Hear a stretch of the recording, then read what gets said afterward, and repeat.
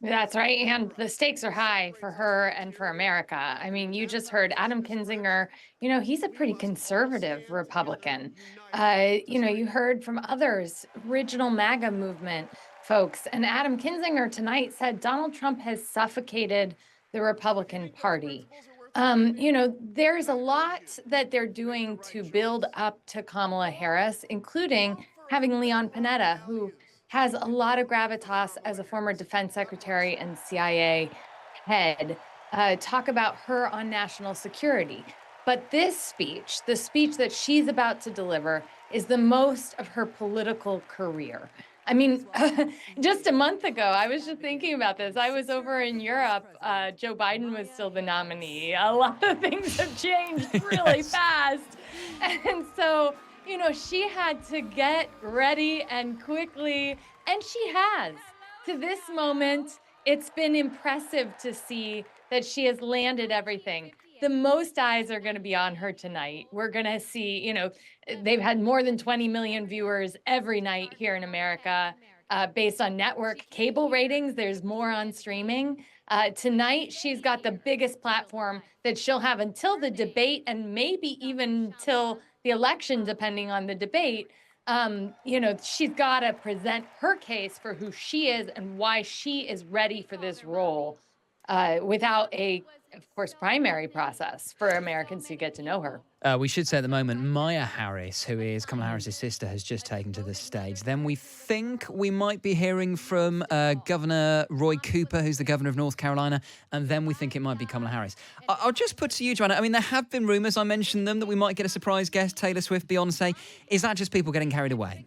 Well, my husband is one of those people getting carried away and asking me, who is it going to be? And he's like, I'm rooting for Beyonce. I mean, she has used the Freedom song quite a bit. She's been on the campaign trail with it, obviously. Beyonce was a big supporter of ours. And I remember actually, it was our inauguration. And I didn't realize I was standing next to Jay-Z, who was watching Beyonce while she was practicing for the Lincoln Memorial event. They have been active supporters and undoubtedly are supporting this candidacy. I have seen some, reports that are unconfirmed about her whereabouts, but certainly, it would be exciting. I think that, traditional Democrats, those of us who want to hear from the candidate, don't really care as much about all of the other voices. But, Kamala Harris is the one we're here for. Well, earlier on, only a couple of hours ago, Joanna, Democratic advisor Bruce Wolper said that Taylor Swift's plane was in the airport in Chicago. He was pretty convinced that she was in Chicago. Now, having said that, just because her plane is in the airport in Chicago doesn't necessarily mean that Taylor Swift is there. But who knows? If that did happen, that'd be quite a moment. I mean, there was also speculation that you might get a big name Republican. I mean, obviously you got Adam Kinzinger, but you could say, look, he is a pretty trenchant Trump critic. His appearance is not necessarily that surprising. There was talk of maybe George W. Bush or Mike Pence or Liz Cheney. Say. Yeah. We had every former president except for Jimmy Carter, which, Jimmy Carter has been on hospice for 300 days waiting for this. So, and God bless Jimmy Carter, but we have had everybody, including Bill Clinton, who I can't believe that Bill Clinton is younger than Donald Trump, but evidently he is, and he made that case last night. It'll be interesting to see because George Bush has not weighed in on politics a lot at all, but obviously he has concerns about Donald Trump, which, have been out there. Mike Pence was also pretty concerned about Donald Trump, who, of course, sent a mob, when he was at the Capitol doing the right thing. So there are some Republicans, that's the big question. If they're floating that there's, a gap in scheduling, they should fill it. We'll have to see what the big surprise is. Well, we know it's not Mitt Romney because Mitt Romney took to X earlier on to say it's definitely not him.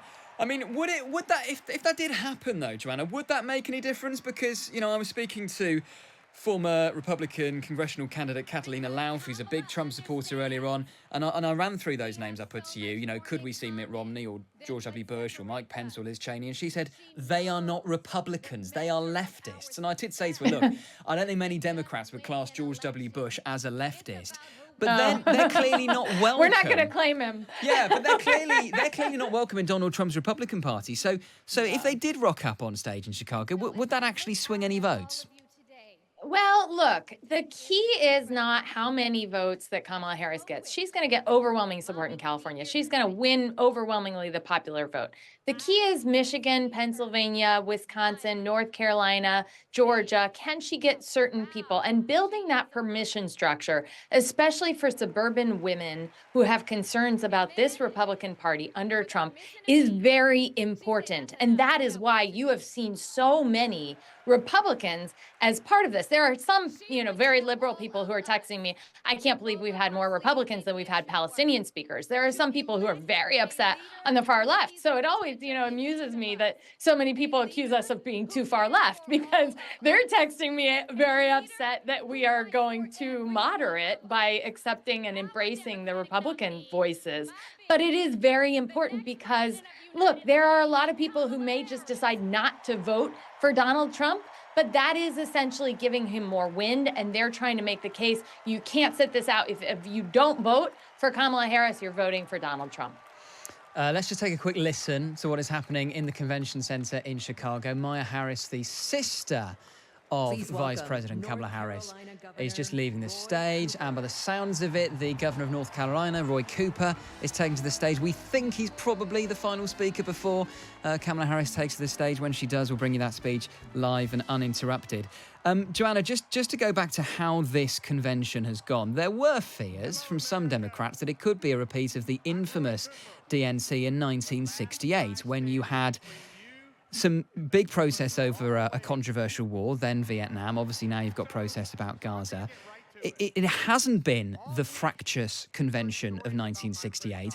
I always think it's ironic because people forget the DNC in Chicago in 1996, which was a bit of a love-in. This one's felt a bit more like that. Yeah, and honestly, I have not seen the Democratic Party this unified. And I remember, in the lead up to President Obama, we had the Hillary supporters who were still upset with us, who were calling themselves Puma, Party Unity, my A word.